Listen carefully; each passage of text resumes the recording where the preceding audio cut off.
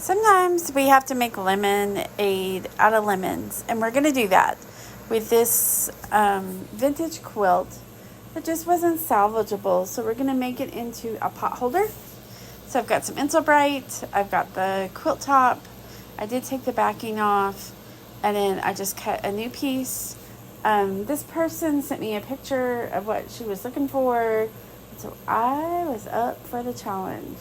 So you're going to put your pieces down. So you're going to put right side down for the backing. You're going to put your Insulbrite, and then you're going to put the vintage quilt. I chose to cut around the flowers, and then you're just going to sew a seam. You could do a decorative seam. Probably going to want a walking foot. It seemed really thick. But you're just going to do that. Go all the way around.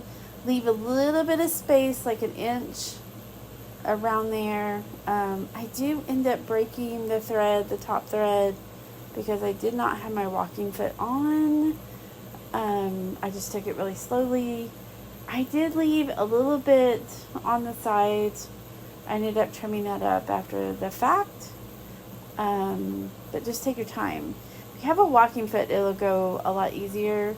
But you're just going to do all four corners. Okay? And you can make these any size. If you wanted to cut the flowers, you could. I just didn't want to. I think that's what makes this grandma's flower garden just so cute. And that's just part of the fun of that quilt. So I just sewed all four sides. And then you can see, like, there's a little bit left over, right? And so I'm going to go in and trim that up after I've sewn all the sides. You could also try to back stitch, especially if you have a walking foot, like in those corners. But just take your time. It's really, really thick, depending on how good the cotton batting is underneath that. Okay, some of these old vintage quilts, the backing's just pretty well gone, or it's really, really thin, so that would be easier to sew. So, but you can always find these estate sales, garage sales, like, you can always find ones that are just not in great condition. You can make pillows out of them. You could do a tote bag.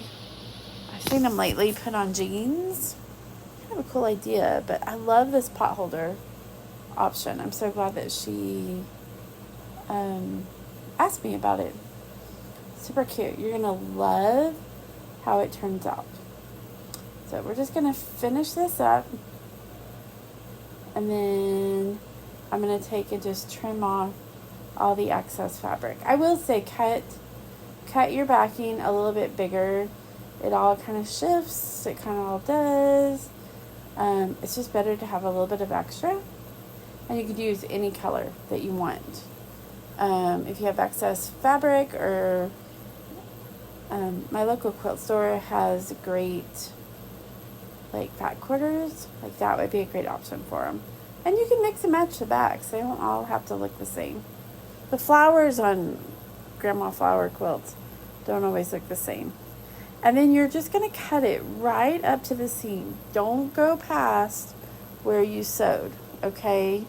You want really sharp scissors. My hand got a workout on this one. But you just want to go right up just to that. Now, I will say, okay, if you have a gas stove and it's near open flame, just be careful, okay? Like, I think this is more kind of decorative than, I mean, it's definitely practical, but, I mean, yeah. Okay, I sped this up because, oh my gosh, this took a lot longer than it looks. You just need to take your time. I had to stop a couple of times because my hand hurt. Okay, then you're just going to tear it apart. Okay, and again, it depends on your batting. This batting was in really good shape most places. And so you can see I'm just kind of tearing it apart. This is the look she wanted. She just wanted kind of that raggedy look. Turns out really cute at the end. So, okay, I sped it up again. Because again, y'all don't want to see too long. So, but super cute. Look at it finished. Here's what I love about it. You could leave the back just the old quilt, but I wanted to put Insulbright in it just to kind of give it a little bit more protection.